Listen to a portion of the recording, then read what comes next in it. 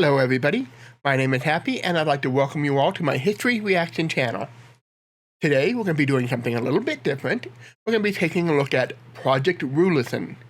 This is a unclassified U.S. Department of Energy film from 1969 discussing, as you can guess, Project Rulison. If you haven't heard of that, that's not surprising. It's kind of a fringe story, so to speak. It has a lot more local relevance to where I live than it would to the country or the world in general, but it's still something that I think people should know about because it's interesting, but it also is enlightening. So the theme of this week, I'm doing the Great Northern War by Kings in General. It's a 6-part series and it's a fairly long set of videos. So I promised I was going to do a bunch of videos related to the atomic age or nuclear accidents, things along that line, as we build up towards oversimplified Cold War two-parter. Well, this is going to be the first one of those. And this is an attempt to use nuclear energy or nuclear detonation specifically for non-military and non-power sources. Well, indirectly power sources, I guess.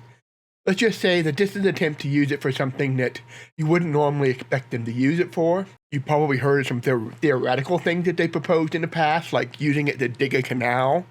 Famously, that was something they proposed, to use nuclear detonation for canal construction. This is along those lines. But this one's not theoretical. This is something they actually did.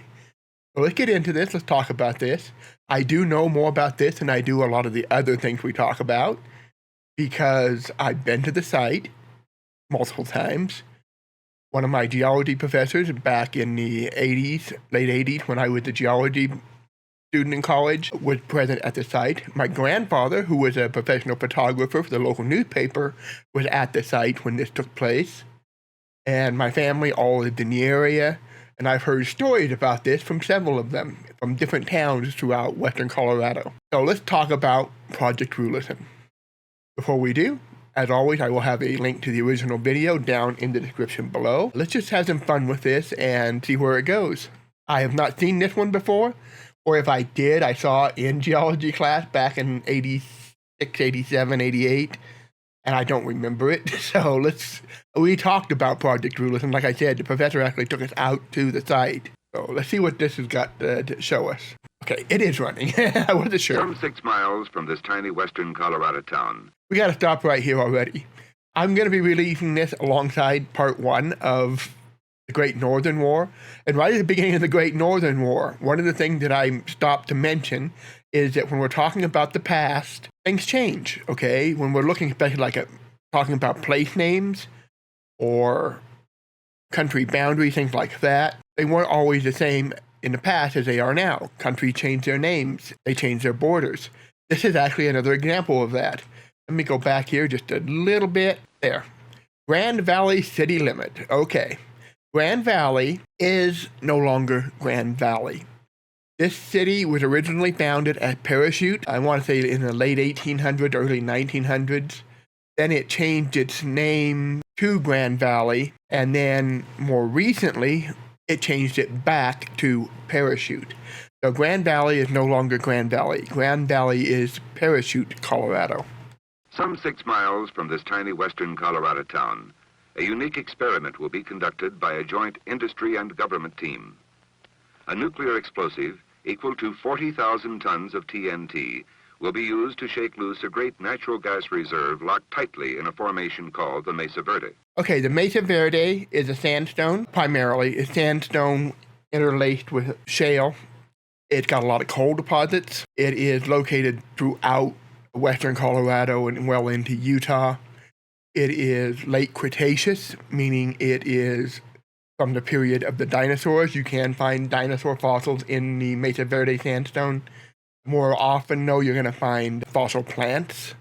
In fact, right outside my house here, not too far away, you can find a bunch of them in both the Dakota sandstone and the Mesa Verde sandstone. Mesa Verde sandstone is from the Mesa Verde Formation. That's named after Mesa Verde, Colorado, which is where all those cliff ruins are, if you're familiar with that.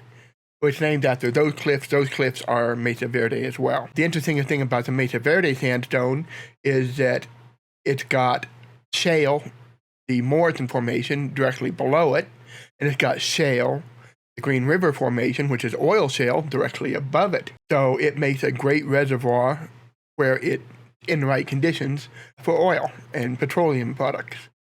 And that's kind of what we're getting into here. It is actually part of ancient beaches, beachfront property, so to speak. Did I say that the Manco Shale is directly below it, not the Morrison? Sorry, I got that one a little off. The Manco Shale. That's an ancient seabed, the Manco Sea. Then you have the Mesa Verde above it. The experiment is called Project Rulison, part of the Atomic Energy Commission's Plowshare program to develop peaceful applications for nuclear explosives. Its purpose is to gather data on the feasibility of using nuclear stimulation techniques to develop commercially a natural gas-bearing field in a low permeability formation. The experiment will be conducted on Battlement Mesa under lands leased by the Austral Oil Company of Houston, Texas. A portion of these lands is publicly owned. Battlement Mesa is flanking Grand Mesa, which is the world's tallest flat-top mountain. Depending on the metrics you use, there's a couple of others that contend with it, and it depends on exactly what parameters you're using to describe the world's largest flat top. And you can kind of see it there in the background. Part of the Mesa Verde Formation is visible here near Grand Junction, Colorado, about 40 air miles from surface ground zero. Right.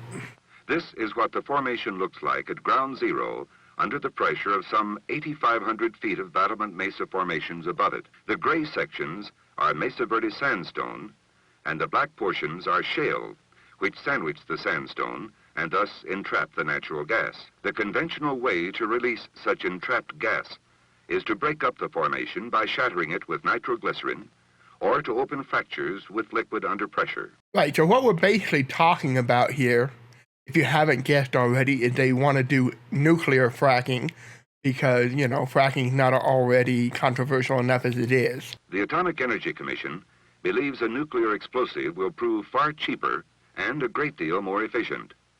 Austral Oil Company is betting on it. The project was proposed by Austral and the nuclear engineering consulting firm of CER Geonuclear Corporation of Las Vegas, Nevada. The cost of the program is estimated at $6.5 million, of which 10% is borne by the government and the rest by Austral in a carefully calculated investment. At stake is an estimated 110 billion cubic feet of gas per section in place at the experiment site. If the Rulison test shows this gas can be extracted at a profit, it will open the way to recovery of vast gas resources not now accessible, 8 trillion cubic feet in the Mesa Verde Formation alone. In addition to the Atomic Energy Commission, the government is also represented by the Bureau of Mines of the Department of the Interior, which is concerned with development and use of all domestic natural resources, and the AEC's Los Alamos Scientific Laboratory of the University of California, which developed the world's first atomic and thermonuclear explosives. This is the control point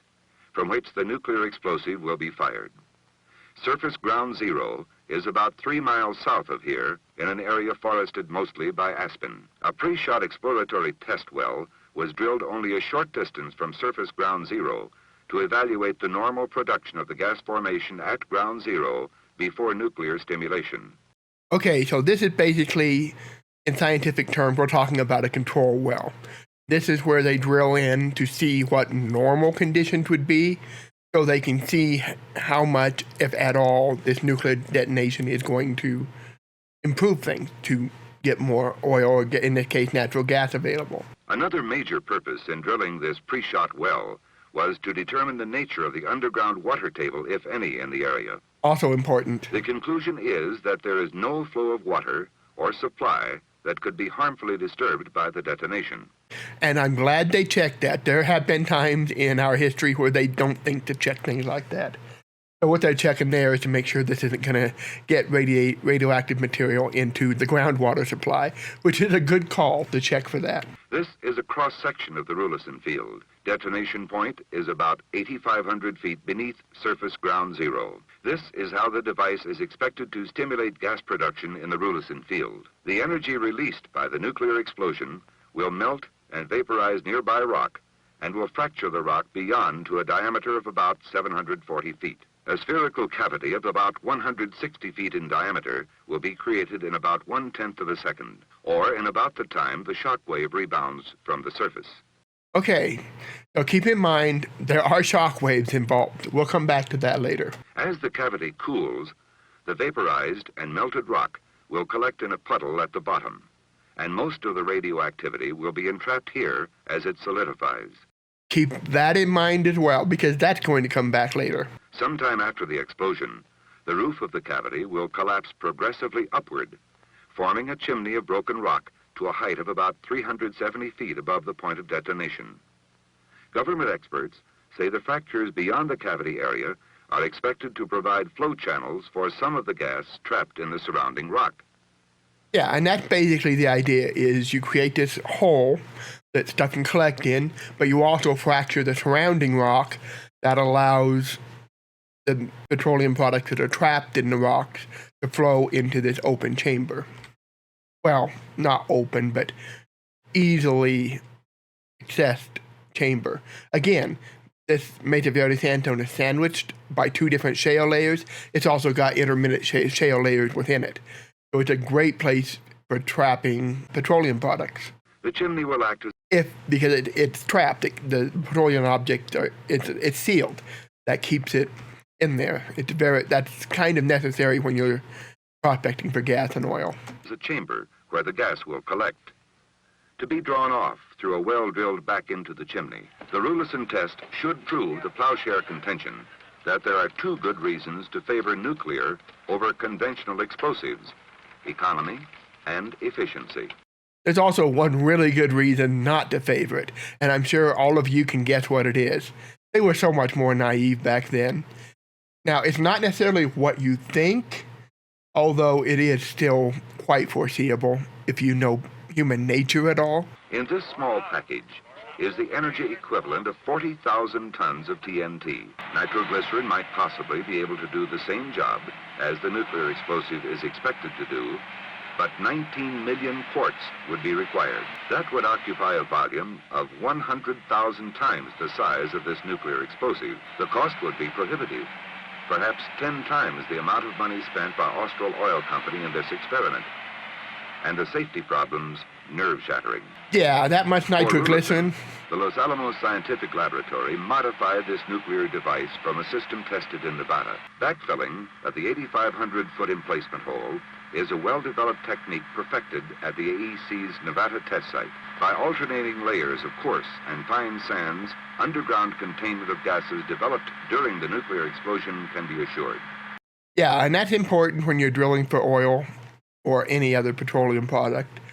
You have to use something to ensure that it doesn't just escape immediately, because then you have serious problems. I'm sure you guys have all seen pictures of situations where they lose control of oil flow and you get the oil geysers or things like that. That's kind of what things like this are to prevent, because these things are under pressure down there. So you have to have something there to keep it, when you're drilling in especially, to keep the material that you're drilling into from just jetting out. The device will be set off 2.6 miles from surface ground zero. The Rulison control room is comparatively simple because the performance of the explosive is known and therefore few measurements are required. When the event occurs, the countdown will sound just like this one. 9, 8, 7, 6, 5, 4, 3, 2, 1, fire! Okay, so that's the end of this film. Like I said, it's a fairly short one. So, what were the results of this? Well, let's start with the practical results. The practical results were that it worked. They were able to get natural gas, excuse me. Whenever I think of the kind of drilling, I always think oil automatically. They were mainly interested in natural gas. The problem is all that trapped radiation down there in the chamber that this natural gas and other materials are flowing into. Sorry, my brain just fried there for a moment. Anyway, that chamber is full of radiation. Now, everything that they're trying to extract is saturated with radiation. That's the problem. Now, how bad was it? Not that bad. Okay, it was probably safe enough to use. But for the average guy out on the street, nobody wanted to touch the stuff. Nobody wanted this gas because it's radioactive. So even though it worked, even though they did, I don't know how efficient it really ended up being. I just know that it did work.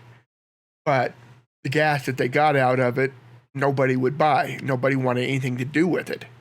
For obvious reasons. The average public is terrified of it. It's radioactive gas. So it worked, but there was no market for it because people knew where it came from. So that was the big problem. The radiation levels, I think it was like 1% above normal background radiation or something along those lines. It wasn't something to be terrified of, at least from the government perspective.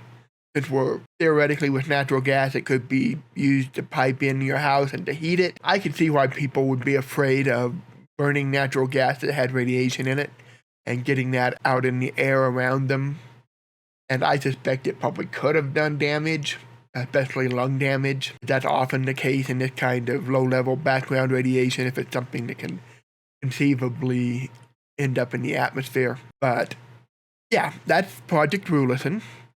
Like I said, it works, but nobody wanted the end product. For me, and probably for most of you looking at this in hindsight, we probably could have guessed that would be an issue.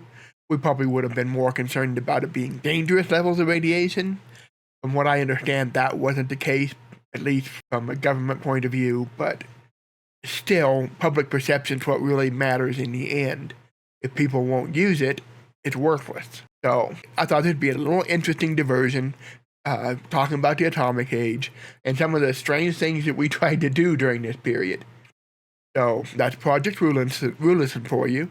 It did happen, they did do it, and it worked to a degree, but there was no market for the product because nobody wanted to touch it. So that's Project Rulison in a nutshell.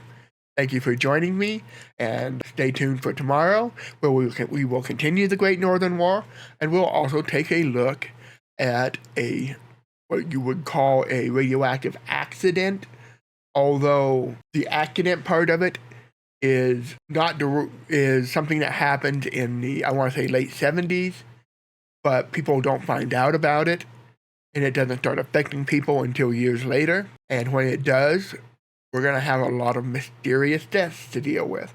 We're talking about the Kramatorsk incident, or sometimes the Kramatorsk radiological accident. So we'll hit that next. Thank you for joining me.